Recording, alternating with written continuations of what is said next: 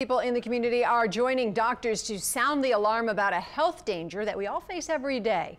Now, for doctors, the science is clear, but as Meg Ferris reports, for one mother, it is personal and emotional.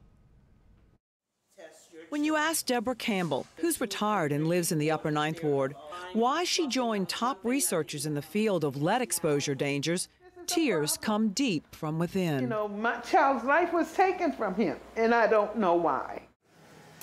That child is 33-year-old Jeremy, born with autism.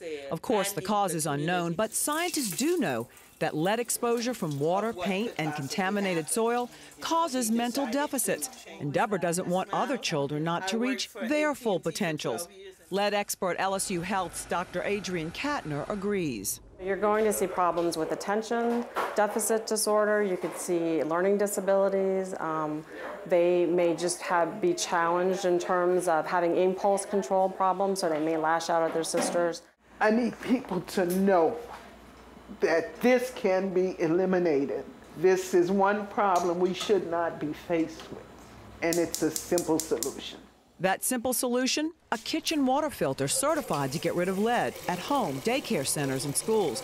It's knowing pregnant women need to be cautious, and it's knowing that children should be tested for lead twice before they're 6 years old.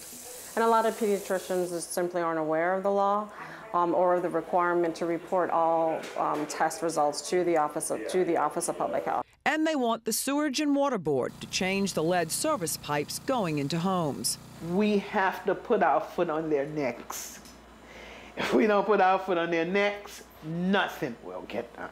Meg Ferris, Eyewitness News. Now, earlier this week, the group met with State Senator J.P. Morrell. They want a law passed requiring all municipalities to make a plan and a timeline to get lead out of drinking water systems across the state.